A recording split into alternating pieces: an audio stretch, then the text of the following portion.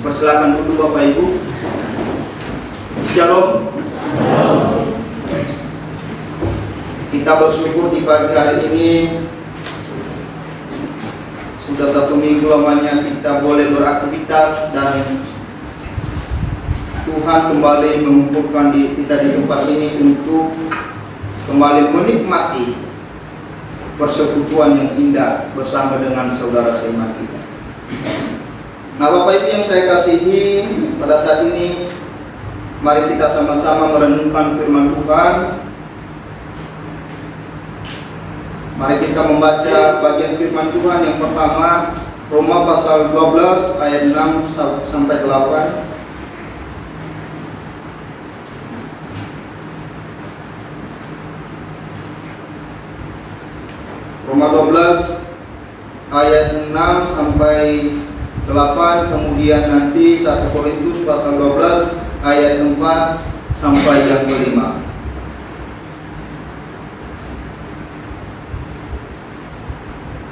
Kalau sudah temukan, saya ajak Bapak Ibu untuk baca bersama-sama. 1, 2, ya. Demikianlah kita mempunyai karunia yang lainnya menurut kasih karunia yang dianugerahkan kepada kita. Jika karunia itu adalah untuk bernubuat, baiklah kita melakukannya sesuai dengan iman kita. Jika karunia untuk melayani, baiklah kita melayani. Jika karunia untuk mengajar, baiklah kita mengajar. Jika karunia untuk menasihati, baiklah kita menasihati. Siapa yang membagi-bagikan sesuatu, hendaklah ia melakukannya dengan hati yang ikhlas. Siapa yang memberi pimpinan, hendaklah ia melakukannya dengan rajin. Siapa yang menunjukkan kemurahan, hendaklah ia melakukannya dengan sukacita. Lalu kemudian 1 Korintus pasal 12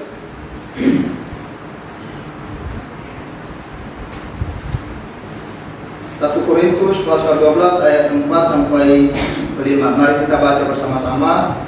1, 2, ya. Ada rupa-rupa karunia, tetapi satu roh. Dan ada rupa-rupa pelayanan, tetapi satu Tuhan. Demikian pembacaan firman Tuhan. Berbahagialah kita yang senantiasa membaca dan merenungkan firman Tuhan. Tema kita di pagi hari ini, Bapak Ibu, menggunakan waktu karunia Tuhan dengan benar. Sekali lagi, menggunakan waktu karunia Tuhan dengan benar. Nah, Bapak Ibu yang saya kasihi, ada status seorang teman yang saya dapatkan di media sosial. Ia berkata begini, tahun berganti tahun, tetapi iman orang Kristen tidak ada perubahan, malah makin kendor dalam mengikut Tuhan. Apa yang terjadi? Nah, saya pikir Bapak Ibu, status dari teman saya ini memang adalah realita. Kehidupan manusia pada zaman ini semakin hari semakin menjauh dari Tuhan. Manusia lebih senang hidup untuk diri sendiri, lebih senang hidup untuk sesuatu yang memberi kepuasan yang sementara. Manusia sudah tidak mengingat lagi apa esensi hidupnya, apa tujuan hidupnya. Manusia sudah tidak mengingat kasih karunia Tuhan. Ketika manusia jatuh di dalam dosa, Allah beranugerah kepada manusia melalui Yesus Kristus, agar manusia kembali berfungsi, agar manusia kembali bernilai dan kembali layak untuk melayani Tuhan. Tetapi dosa terus menguasai kehidupan manusia, sehingga manusia melakukan segala sesuatu bukan untuk kepentingan Tuhan, bukan untuk kemuliaan Tuhan, tetapi untuk kepentingan pribadi, untuk mencari popularitas. Nah, Bapak Ibu yang saya kasihi, problem ini telah dikonfirmasikan oleh Alkitab mengenai peristiwa di Menara Babel.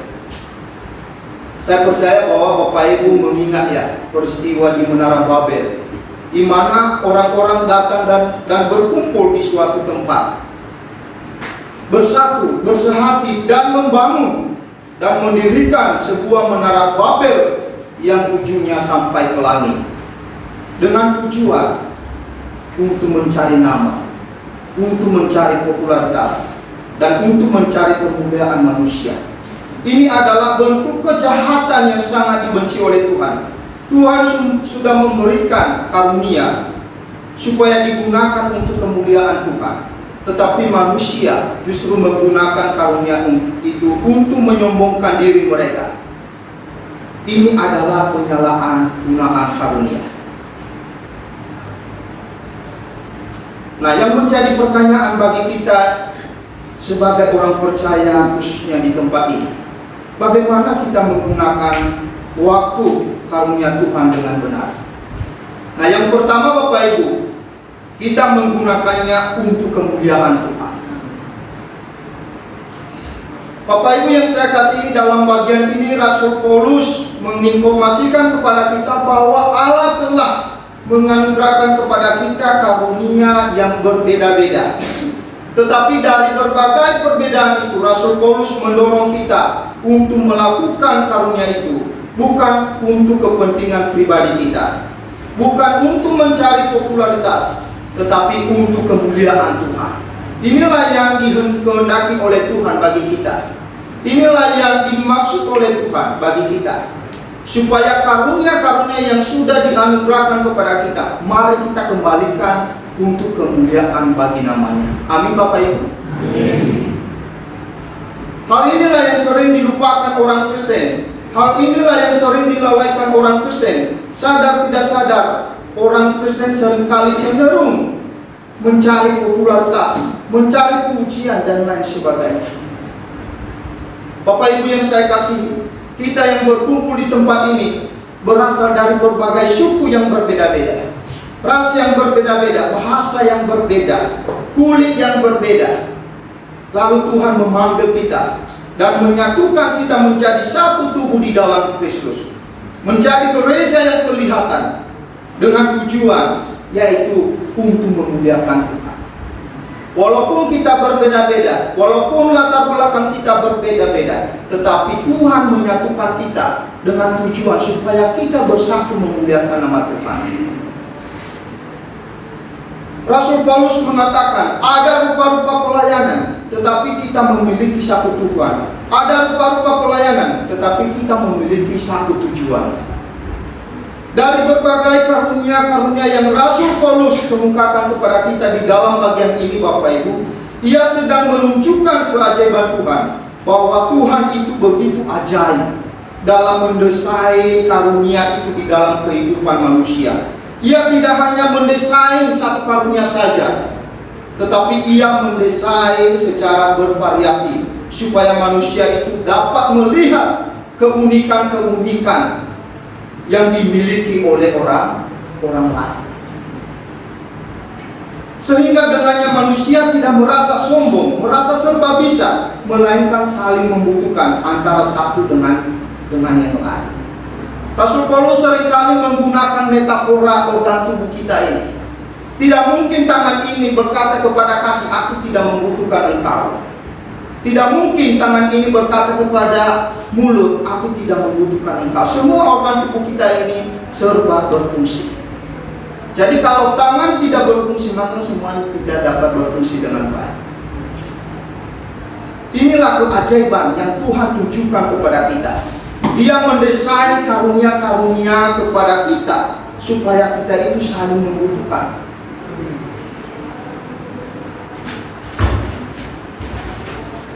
Saya percaya bahwa kita yang berkumpul di tempat ini Bapak Ibu tentunya memiliki karunia yang berbeda-beda.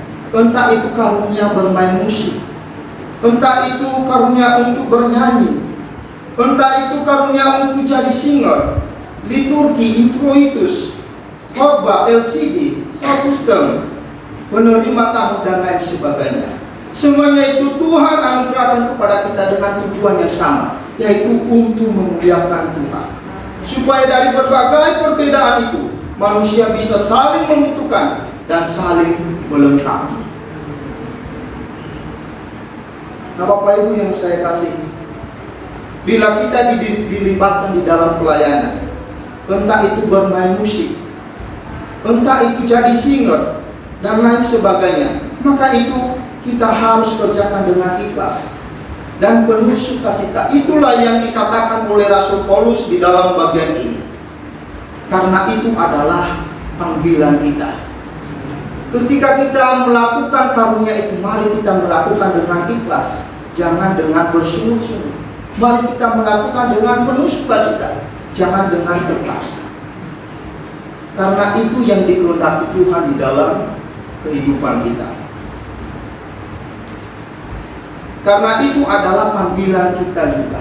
Ketika kita melayani Tuhan dari berbagai karunia yang kita miliki, itu adalah panggilan Tuhan. Panggilan Tuhan bagi kita sebagai orang percaya adalah panggilan mulia. Kita dipersatukan di dalam persekutuan yang indah dengannya, bukan untuk hidup individualisme, bukan untuk hidup sendiri-sendiri, tetapi saling membangun antara satu dengan yang lain, supaya tubuh Kristus yang memiliki keunikan yang berbeda-beda bersatu untuk memuliakan nama Tuhan.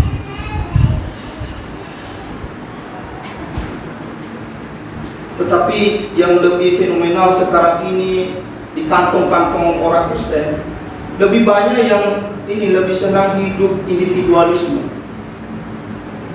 dibanding dengan hidup bersama, bersosialisasi bersama. Kita diciptakan bukan untuk kepentingan pribadi kita Bapak Ibu, tetapi firman Tuhan mengatakan, karena kita ini buatan Allah, diciptakan dalam Kristus Yesus untuk melakukan pekerjaan yang baik yang dipersiapkan Allah sebelumnya. Ia mau supaya kita hidup di dalamnya. Allah menghendaki kita untuk melakukan pekerjaan yang baik. Masing-masing kita dipanggil dalam bidang yang bervariatif, tetapi semuanya bermuara pada kemuliaan Tuhan. Bila engkau seorang guru, maka jadilah guru yang benar, yang mampu membawa orang lain mengenal Kristus. Amin Bapak Ibu. Bila engkau seorang karyawan di dalam perusahaan, lakukanlah pekerjaan itu dengan jujur, supaya dalam kejujuran itu orang lain dapat meneladani engkau. Bila engkau seorang lawyer, maka kerjakanlah itu dengan jujur dan bertanggung jawab, supaya orang lain dapat melihatmu sebagai orang yang adil dan disiplin. Inilah yang dikehendaki oleh Tuhan untuk kita lakukan. Kita dipanggil dari berbagai bidang yang berbeda-beda, tetapi Tuhan menginginkan kita untuk bertanggung jawab, untuk disiplin melakukannya, supaya di dalam semuanya itu nama Tuhan dipermuliakan. Ingat Bapak Ibu bahwa sebelum Kristus membereskan masalah dosa kita, maka kita adalah seterunya Allah. Kita tidak dapat mengerjakan pekerjaan yang baik, pekerjaan yang berkenan kepada Allah. Tetapi kalau saat ini saya dan Bapak Ibu diperkenankan untuk melayani Tuhan, baik itu jadi singer dan sebagainya, itu adalah anugerah Tuhan. Ketika kita melakukan karunia kita masing-masing, kita harus sadar bahwa itu adalah anugerah Tuhan. Itu adalah panggilan yang mulia yang dipercayakan kepada kita. Bencana yang sudah rusak Bapak Ibu tidak mungkin dapat digunakan, difungsikan selain dibuang. Kita ibarat bencana yang sudah rusak sebelum Tuhan membereskan dosa kita. Tetapi lalu kemudian Yesus Kristus membereskan dosa kita supaya kita ini kembali berfungsi, kembali berguna untuk memuliakan Tuhan. Oleh sebab itu Bapak Ibu, mari kita mempergunakan karunia-karunia yang dianugerahkan kepada kita oleh Tuhan dengan benar dan bertanggung jawab. Tetapi yang menjadi pertanyaannya, ini sudah sering umum dipertanyakan pertanyaan ini. Apakah kita masing-masing mengetahui apa yang menjadi karunia kita? Apa yang menjadi bakat kita?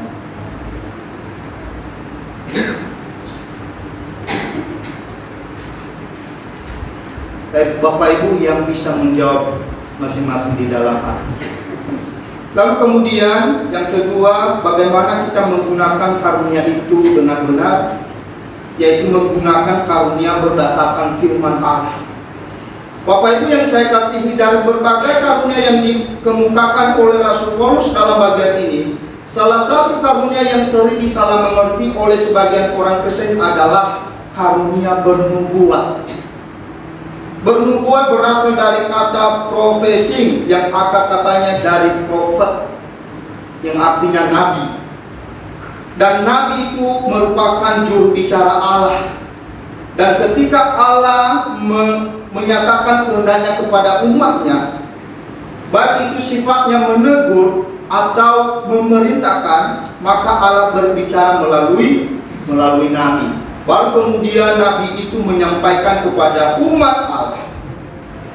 Nah, hal ini yang sudah mulai muncul, mengakui dirinya sebagai nabi, apalagi di awal tahun 2022 ini Bapak Ibu. Sudah mulai ada oknum-oknum yang tertentu yang berani mengklaim dirinya sebagai nabi, yang seolah-olah Tuhan telah berbicara langsung kepadanya, yang seolah-olah Tuhan membisikkan sesuatu kepadanya, lalu begitu berani bersaksi di depan publik dan mengeluarkan statement yang menarik orang untuk meyakinkan publik bahwa itu adalah suara Tuhan dan pesan Tuhan.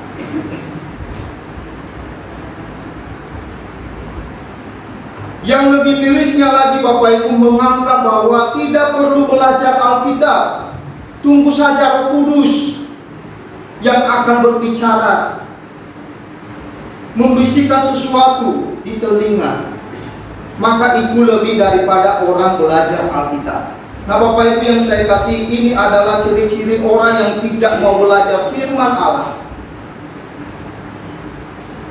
Ini adalah ciri-ciri orang yang tidak mau repot.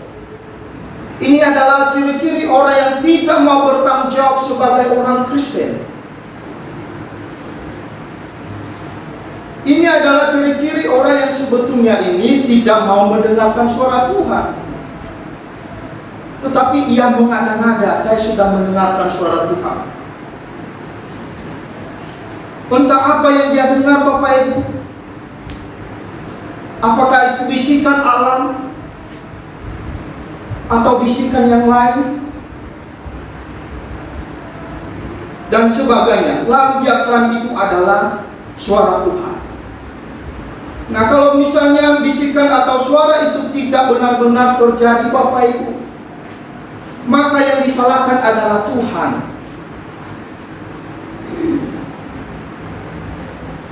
Tuhan telah salah memimpin dia. Nah, ini adalah kecelakaan besar, sebab Tuhan tidak pernah memimpin orang ke jalan yang salah. Saya tidak tahu apakah Bapak Ibu pernah menonton sebuah video ya, yang pernah menubuatkan bahwa COVID-19 ini di bulan Februari ini akan berakhir, tetapi realitanya tidak berakhir. Lalu dia klaim Roh Kudus sudah salah memimpin saya, Tuhan sudah salah memimpin saya.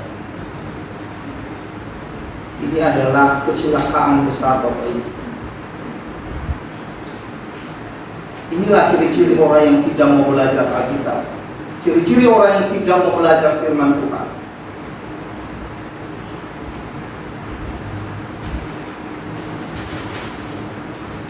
Bapak Ibu yang saya kasihi, di dalam bukunya Martin Rogers menceritakan tentang seorang yang bernama Robert Baxter. Robert Baxter ini merupakan orang baik yang sungguh percaya kepada Tuhan. Namun Robert Baxter ini memiliki konsep yang salah, di mana dia percaya bahwa Roh Kudus telah menyuruh dia untuk bercerai dengan istrinya. Lalu kemudian dia juga percaya bahwa Roh Kudus telah menyuruh dia untuk berhenti pada pekerjaannya. Lalu setelah ia mendengar bisikan itu, segeralah ia meninggalkan istri dan anaknya, serta berhenti pada pekerjaannya. Ini adalah konyol. Ini adalah konsep yang betul-betul tidak diajarkan oleh Alkitab. Alkitab tidak pernah mencatat bahwa Allah Roh Kudus menghendaki pasangan suami istri untuk bercerai, melainkan Alkitab mencatat apa yang telah dipersatukan oleh Tuhan tidak boleh dipisahkan oleh manusia. Coba bayangkan Bapak Ibu, kalau seandainya orang ini mempublikasikan sebagai nubuatan di medsos, lalu ia menyuruh semua orang Kristen untuk bercerai karena ia meyakini bahwa itu adalah suara Tuhan. Bukankah ini adalah sebuah konsep yang absurd dengan ajaran Alkitab? Dan secara tidak langsung menyuruh orang Kristen untuk tidak mau percaya pada ajaran Alkitab. Nah, ini berbahaya sekali Bapak Ibu. Ini adalah kecelakaan yang menyeret orang Kristen di dalam kesesatan. Ketika Bapak Ibu menemukan orang-orang seperti ini, segera Bapak Ibu berkata kepadanya, "Lu harus bertobat." Itu tidak diajarkan oleh Alkitab. Nah, Bapak Ibu yang saya kasihi, sesungguhnya semenjak Alkitab dikanonisasikan, baik itu PL maupun PB, maka tidak ada lagi istilah nubuatan. Kalaupun ada, itu harus diuji oleh kebenaran firman Allah. PL maupun PB adalah firman Allah yang mutlak kebenaran. Allah tidak lagi berbicara secara langsung kepada manusia seperti di zaman para nabi, tetapi ia berbicara kepada manusia melalui firman-Nya. Jadi kalau engkau mau mendengar suara Tuhan, mengerti kehendak Tuhan, maka belajarlah Alkitab. Barulah engkau berani menyampaikan pesan Tuhan kepada orang lain. Ini barulah namanya menggunakan karunia Tuhan sesuai dengan firman-Nya. Tetapi yang fenomenal sekarang ini Bapak Ibu, orang baru mau jadi Kristen dan belum tahu apa-apa soal ajaran Kristen, lalu kemudian begitu berani memposisikan dirinya sebagai nabi, sebagai apologet Kristen dan lain sebagainya.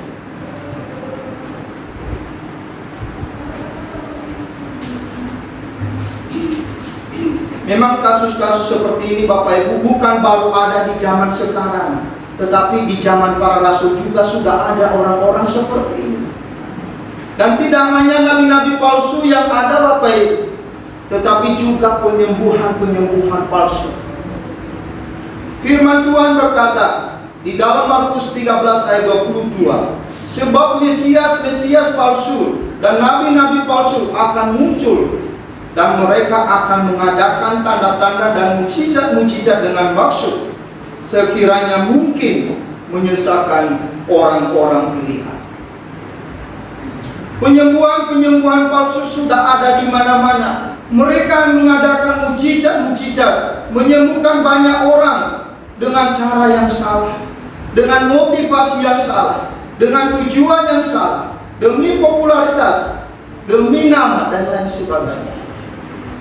Tetapi mereka tidak pernah mempedulikan keselamatan jiwa manusia, yang terutama sesungguhnya dalam pelayanan kita sebagai orang percaya adalah orang lain dapat mengenal Yesus sebagai Tuhan dan Juru Selamat.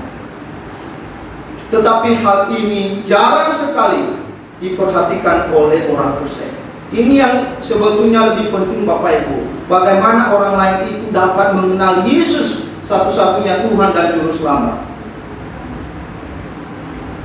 Tetapi sekarang ini di kantong-kantong Kristen yang lebih banyak dikhotbahkan pada zaman ini adalah bagaimana engkau berbuat baik, bagaimana engkau sukses, bagaimana engkau kaya, bagaimana engkau diberkati. Semakin banyak engkau memberikan perpuluhanmu, maka semakin banyak pula engkau menerimanya.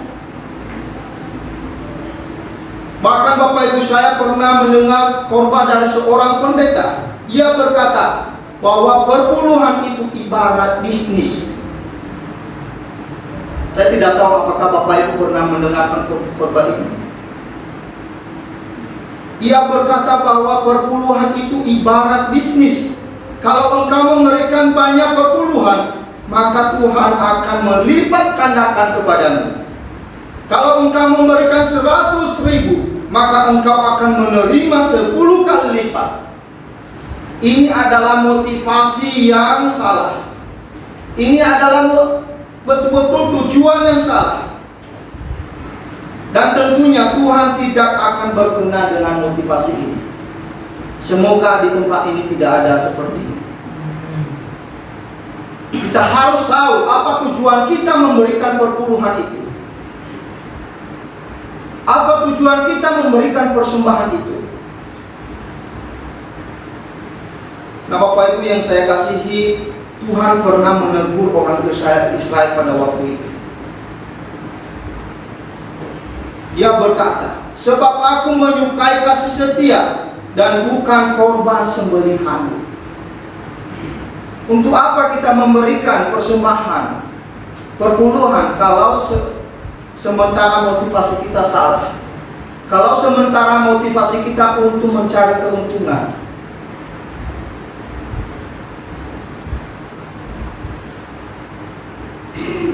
Sebetulnya Tuhan tidak menginginkan persembahan kita itu. Tetapi yang Tuhan inginkan itu adalah hati kita, keikhlasan kita. Itulah yang dikatakan Rasul Paulus di dalam bagian ini tadi. Kalau engkau bermurah hati, lakukan itu dengan penuh sukacita. Lakukanlah itu dengan ikhlas.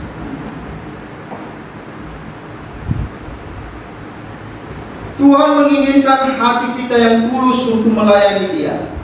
Karena itulah yang berkenan kepada Allah sebagai persembahan yang sejati. Nah, Bapak Ibu yang saya kasihi, apapun yang menjadi karunia-karunia Allah yang Allah anugerahkan kepada kita saat ini, hendaknya kita mengerjakan baik-baik, mempersiapkan dengan baik, dan melakukan dengan motivasi yang benar, melakukan dengan hati yang tulus, hati yang tertuju kepada Kristus.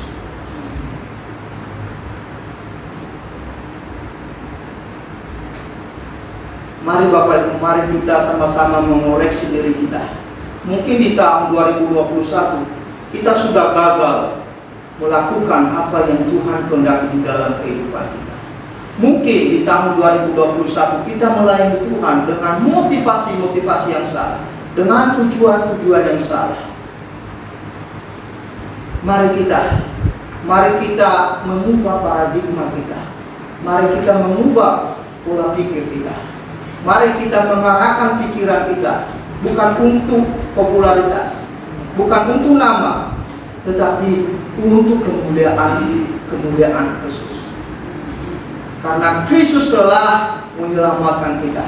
Karena Kristus telah mempersatukan kita menjadi umat yang rajani, umat yang berkenan di hadapannya. Jadi harapan kita sebagai orang percaya di dunia ini bukan di dalam harta kita, bukan di dalam materi-materi yang setiap hari kita nikmati, tetapi harapan kita sebagai orang percaya ada di dalam Kristus. Ketika kematian menjemput kita, maka semua apa yang kita miliki di dunia ini itu akan berakhir. Baik itu harta, jabatan sekalipun, kekayaan, dan lain sebagainya, itu akan berakhir ketika kematian menjemput kita. Nah, Bapak Ibu yang saya kasih, mari kita sama-sama merenungkan.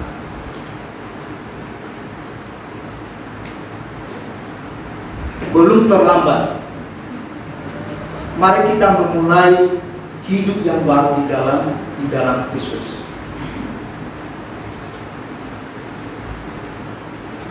Lalu yang kemudian Bapak Ibu, yang ketiga, bagaimana kita menggunakan waktu karunia itu dengan benar, yaitu menggunakan karunia itu sesuai dengan dengan iman. Nah Bapak Ibu yang saya kasihi, kita mesti tanya di dalam diri kita sebelum kita melayani Tuhan. Mengapa aku harus melayani Tuhan? Siapa yang aku layani? Siapa yang aku muliakan? Kalau engkau seorang pengkhotbah, kalau engkau seorang pemain musik dan lain sebagainya, mesti kita tanya di dalam diri kita, mengapa aku harus melakukan ini? Kalau engkau seorang introitus, kita harus bertanya di dalam diri kita, mengapa aku harus melakukan ini? Jadi kalau kita sudah tahu apa alasan kita melakukan ini, pasti kita bisa konsisten. Kalau tujuannya untuk kemuliaan Tuhan, maka kita melakukannya juga dengan penuh ikhlas. Tetapi kalau tujuannya hanya untuk mencari popularitas, untuk mencari nama, maka engkau akan menyesal ketika orang lain tidak memuji engkau, ketika orang lain tidak bersorak-sorak terhadap apa yang kamu lakukan. Padahal engkau sudah berharap bahwa ketika aku melakukan ini, maka orang lain akan memujiku, akan senang dengan saya, akan membanggakan saya. Maka ini kemudian pasti engkau akan menyesal karena tidak sesuai apa yang engkau harapkan. Tetapi kalau engkau mengetahui mengapa aku harus melakukan ini, mengapa aku harus melayani Tuhan, siapa itu Tuhan? Tuhan itu adalah juru selamat kita. Maka engkau pasti melakukannya dengan penuh sukacita. Engkau akan melakukannya dengan sorak-sorai, karena engkau tahu siapa yang engkau layani.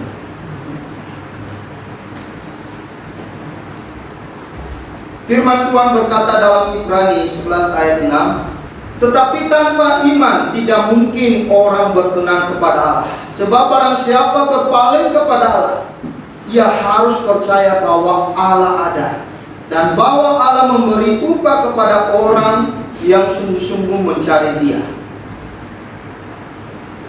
Nah ingat Bapak Ibu, tanpa iman, tanpa mengetahui siapa yang kita layani, apapun yang kita lakukan itu akan sia-sia, karena itu tidak akan berkenan di hadapan Allah. Kalau kita hanya sekedar melayani tanpa kita tahu siapa yang kita layani,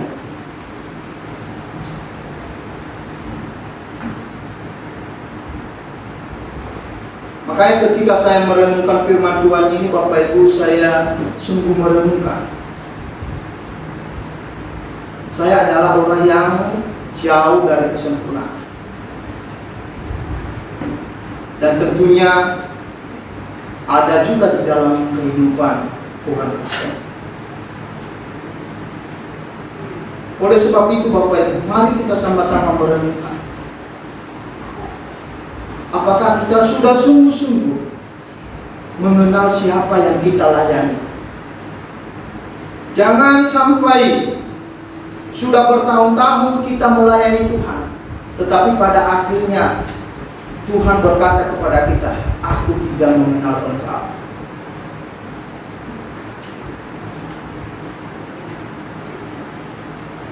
Jangan sampai udah berpuluh-puluh tahun kita sudah melayani Tuhan, menjadi introitus, menjadi pengkhotbah, tetapi Tuhan berkata, aku tidak mengenal engkau. Lalu saya bilang, Tuhan, waktu itu kan saya melayani di gereja Eros Bali. Saya bermain musik, saya kadang menyampaikan firman Tuhan. Kok tidak ada nama saya, Tuhan? Lalu Tuhan menjawab, engkau melayani tanpa engkau tahu siapa yang engkau layani.